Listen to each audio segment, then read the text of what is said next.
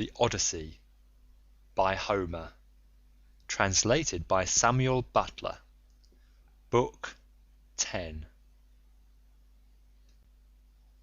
Aeolus, the Laestrygons, Circe.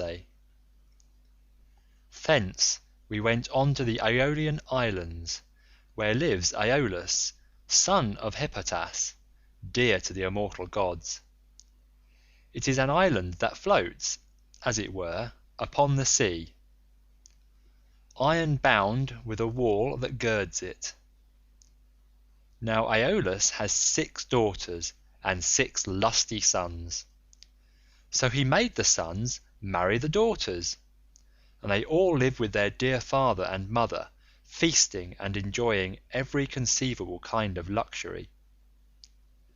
All day long the atmosphere of the house is loaded with the savour of roasting meats, till it groans again, yard and all.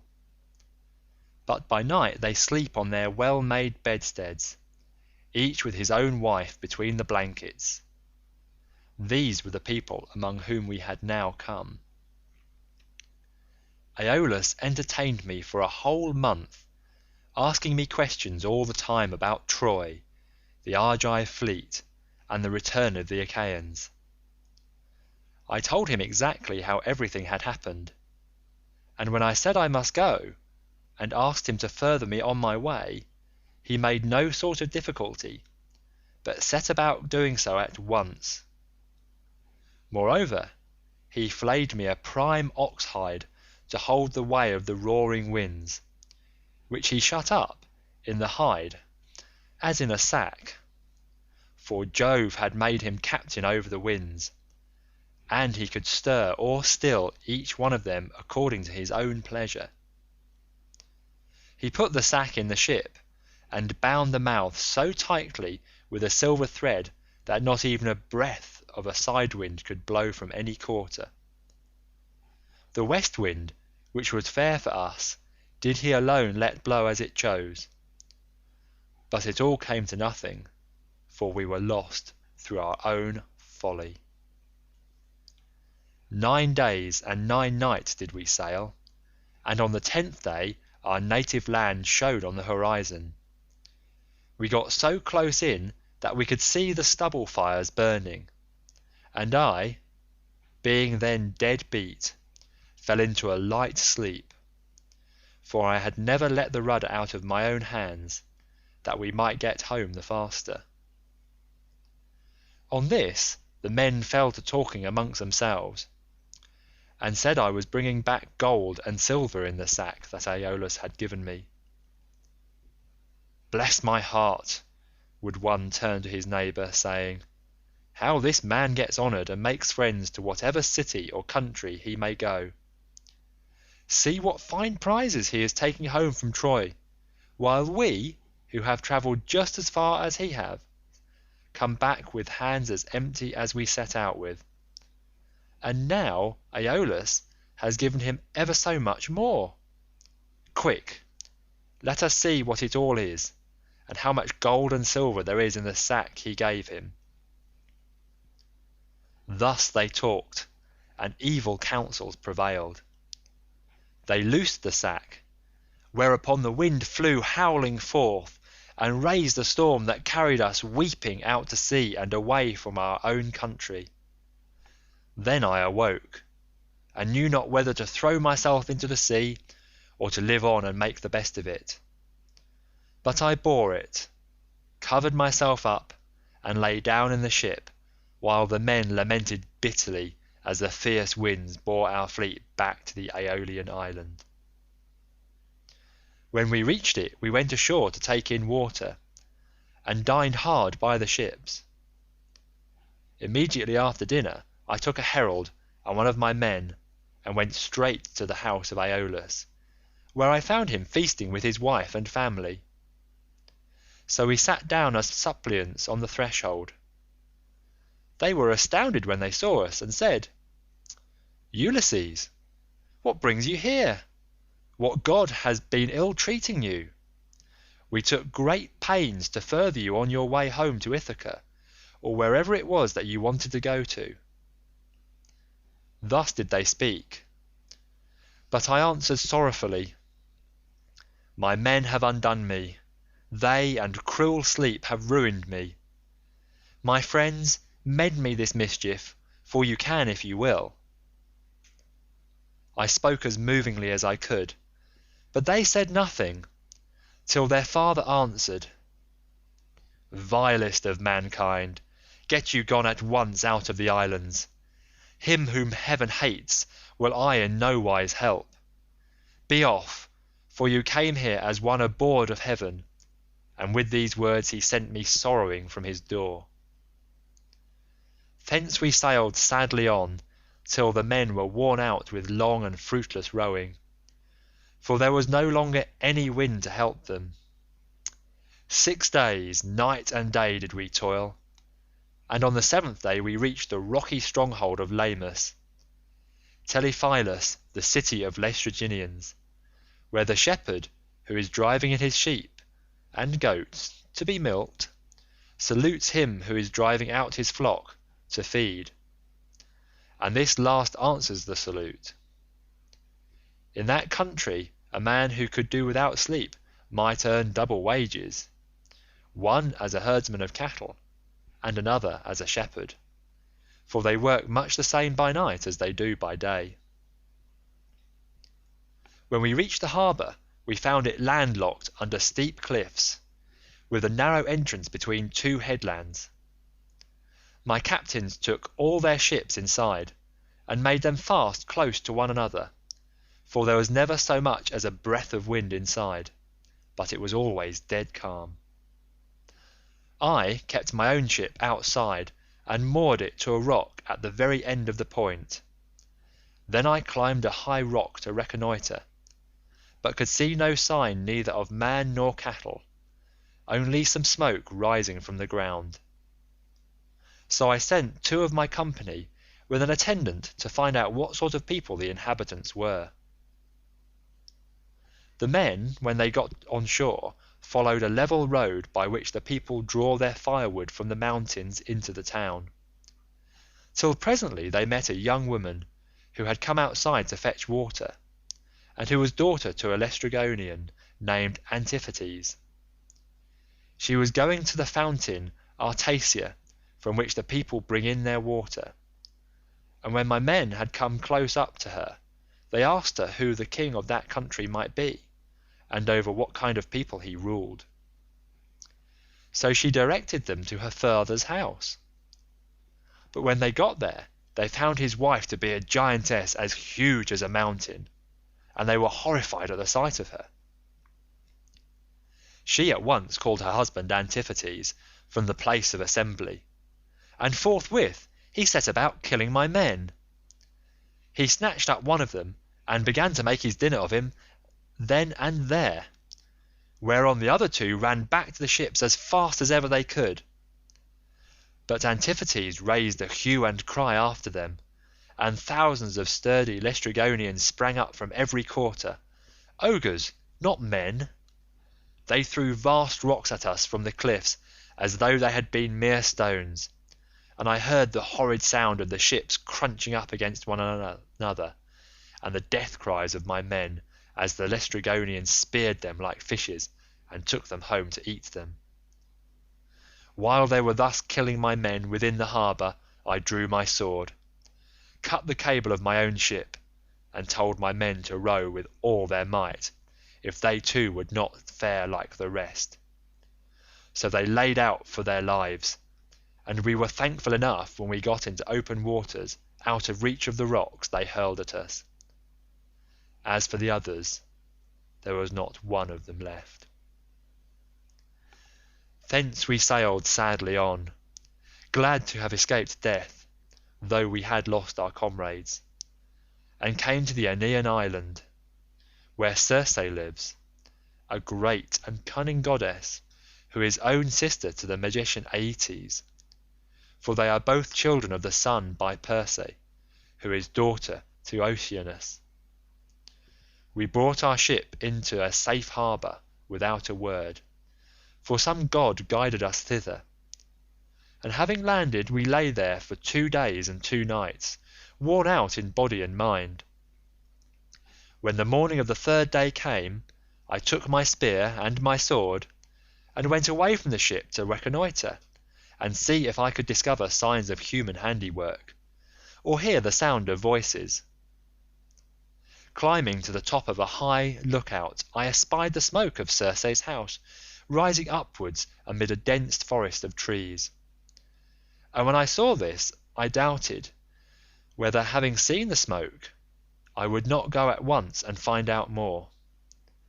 But in the end I deemed it best to go back to the ship, give the men their dinners, and send some of them instead of going myself.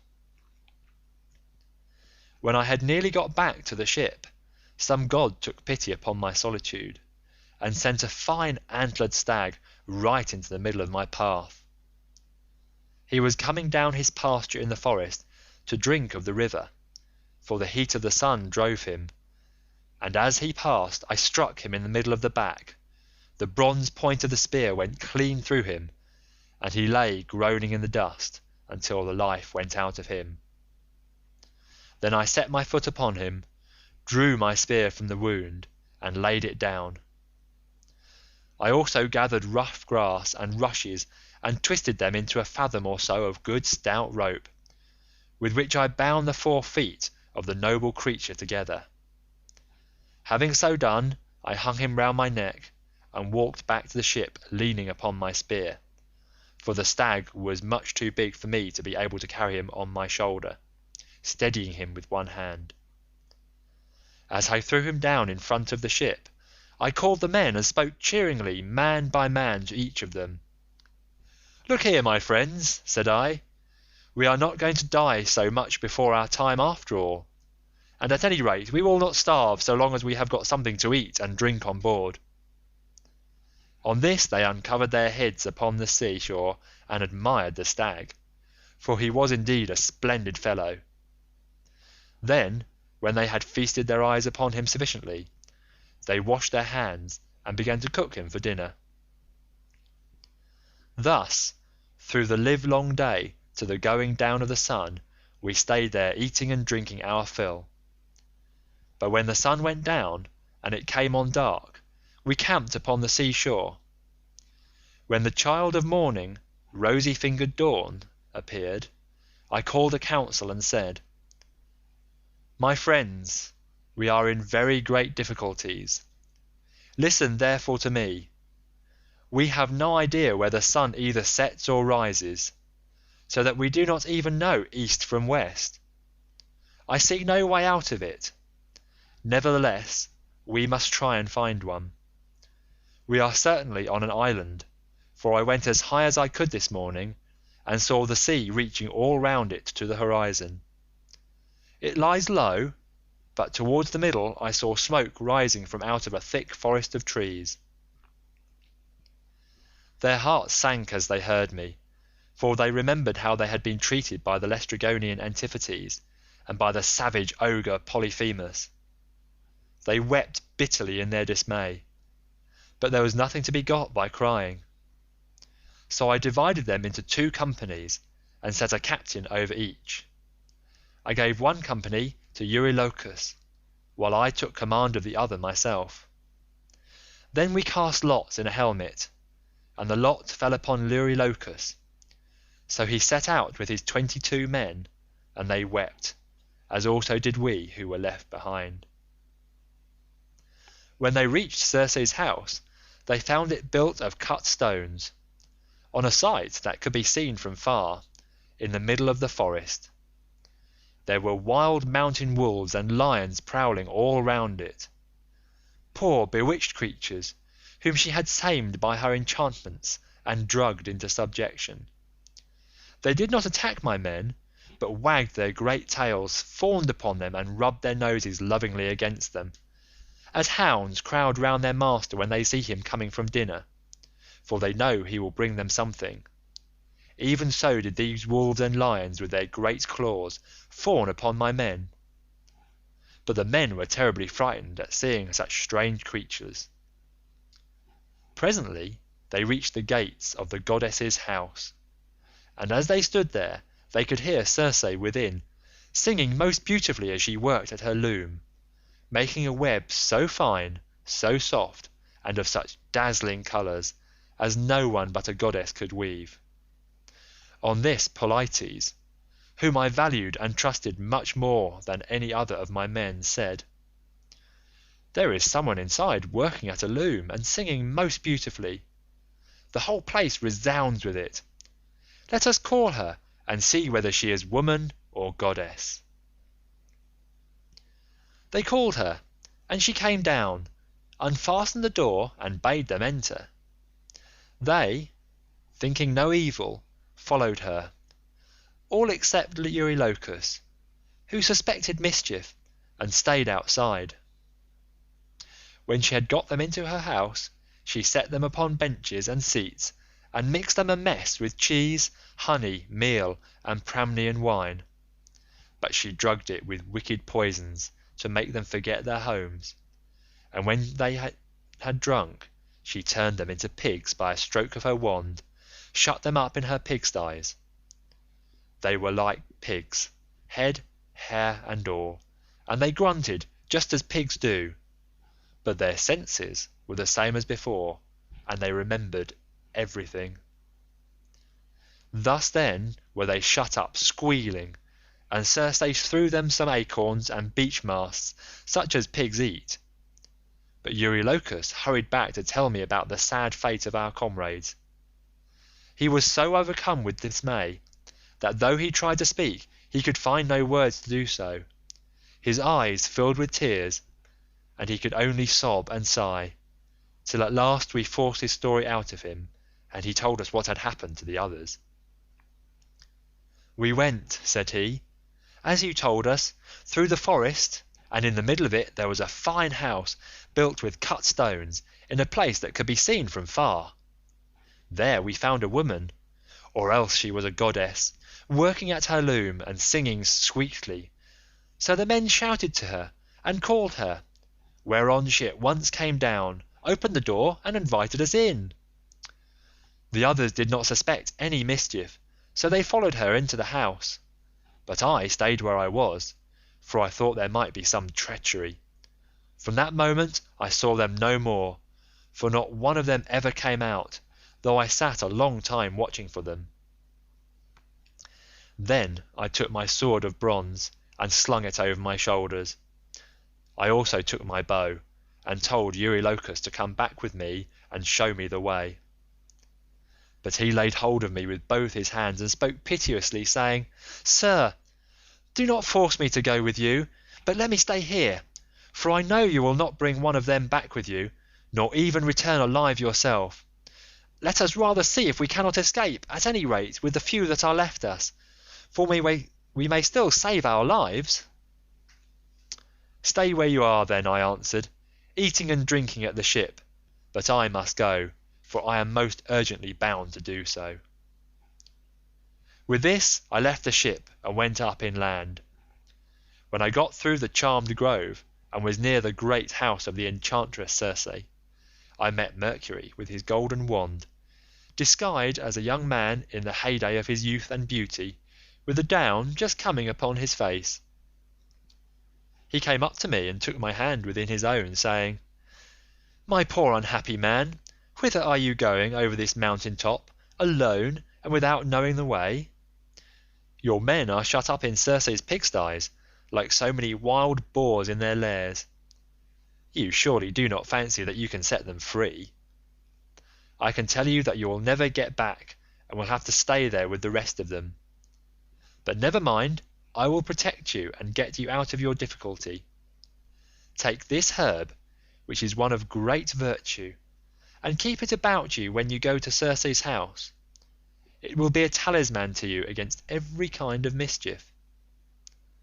And I will tell you of all the wicked witchcraft that Circe will try to practice upon you.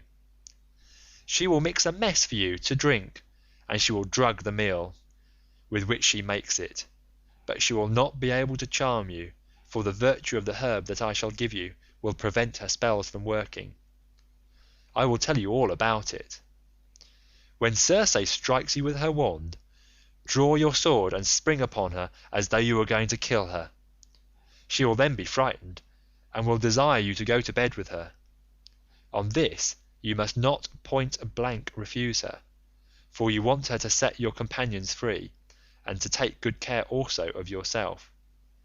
But you must make her swear solemnly by all the blessed gods that she will plot no further mischief against you, or else when she has got you naked she will unman you and make you fit for nothing."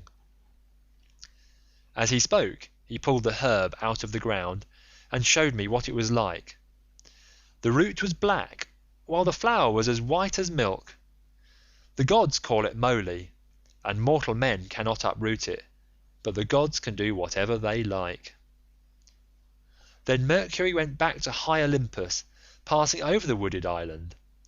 But I fared onward to the house of Circe, and my heart was clouded with care as I walked along. When I got to the gates I stood there and called the goddess, and as soon as she heard me she came down, opened the door, and asked me to come in. So I followed her, much troubled in my mind. She set me on a richly decorated seat, inlaid with silver. There was a footstool also under my feet, and she mixed the mess in a golden goblet for me to drink, but she drugged it, for she meant me mischief. When she had given it me, and I had drunk it without its charming me, she struck me with her wand. "There now," she cried, "be off to the pigsty and make your lair with the rest of them." But I rushed at her with my sword drawn, as though I would kill her, whereupon she fell with a loud scream, clasped my knees, and spoke piteously, saying, "Who and whence are you? From what place and people have you come? How can it be that my drugs have no power to charm you? Never yet was a man able to stand so much as a taste of the herb I gave you. You must be spell-proof.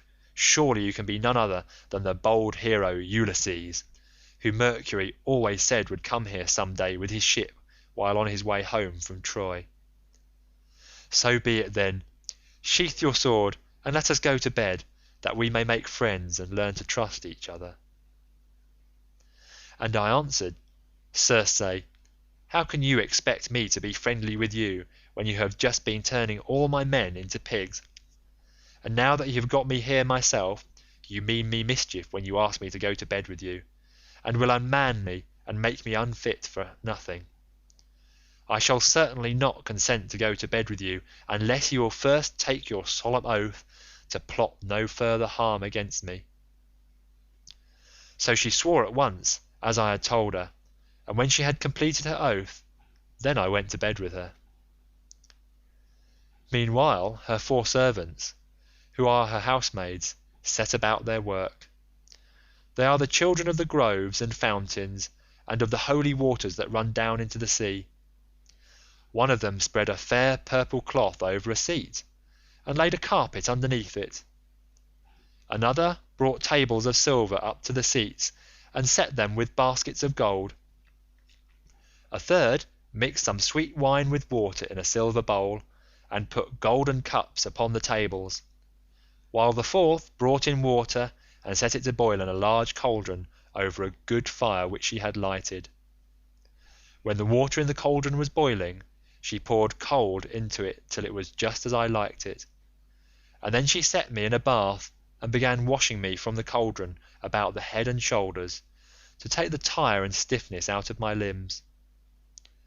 As soon as she had done washing me and anointing me with oil, she arrayed me in a good cloak and shirt, and led me to a richly decorated seat inlaid with silver. There was a footstool also underneath my feet. A maidservant then brought me water in a beautiful golden ewer, and poured it into a silver basin for me to wash my hands, and she drew a clean table beside me.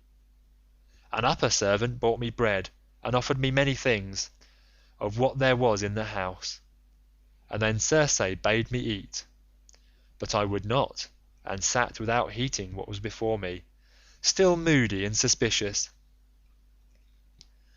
When Circe saw me sitting there without eating, and in great grief, she came to me and said, "Ulysses, why do you sit like that, as though you were dumb, gnawing at your own heart and refusing both meat and drink? Is it that you are still suspicious? You ought not to be, for I have already sworn solemnly that I will not hurt you." And I said, "Circe, no man with any sense of what is right can think of either eating or drinking in your house until you have set his friends free and let him see them. If you want me to eat and drink, you must free my men and bring them to me that I may see them with my own eyes." When I had said this, she went straight through the court with her wand in her hand and opened the pigsty doors. My men came out like so many prime hogs and stood looking at her, but she went among them and anointed each with a second drug, whereupon the bristles that the bad drug had given them fell off, and they became men again, younger than they were before, and much taller and better looking. They knew me at once, seized me each of them by the hand, and wept for joy till the whole house itself was filled with the sound of their halloa bellowing. And Circe herself was so sorry for them that she came up to me and said, "Ulysses, noble son of Laertes, go back at once to the sea where you have left your ship, and first draw it onto the land, then hide all your ship's gear and property in some cave, and come back here with your men." I agreed to this, so I went back to the sea shore and found the men at the ship weeping and wailing most piteously. When they saw me, the silly blubbering fellows began frisking round me as calves break out and gambol round their mothers when they see them coming home to be milked after they have been feeding all day, and the homestead resounds with their lowing. They seemed as glad to see me as though they had got back to their own rugged Ithaca, where they had been born and bred. "Sir," said the affectionate creatures, "we are as glad to see you back as though you had got safe home to Ithaca, but tell us all about the fate of our comrades." I spoke comforting to them, and said, "We must draw our ship onto the land and hide the ship's gear with all our property in some cave. Then come with me, all of you, as fast as you can to Circe's house, where you will find your comrades eating and drinking in the midst of great abundance." On this the men would have come with me at once, but Eurylochus tried to hold them back and said, "Alas, poor wretches that we are, what will become of us?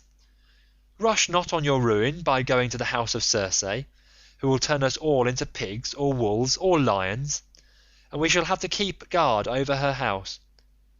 Remember how the Cyclops treated us when our comrades went inside his cave, and Ulysses with them. It was all through his sheer folly that those men lost their lives." When I heard him, I was in two minds whether or no to draw the keen blade that hung by my sturdy thigh and cut his head off in spite of his being a near relation of my own. But the men interceded for him and said, "Sir, if it may so be, let this fellow stay here and mind the ship, but take the rest of us with you to Circe's house."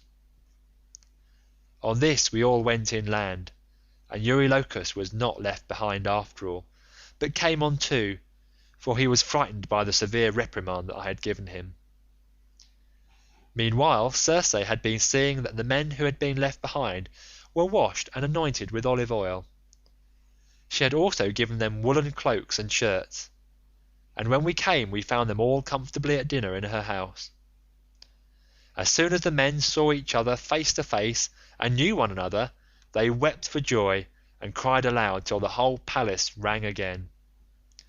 Thereon Circe came up to me and said, "Ulysses, noble son of Laertes, tell your men to leave off crying. I know how much you have all of you suffered at sea, and how ill you have fared among cruel savages on the mainland.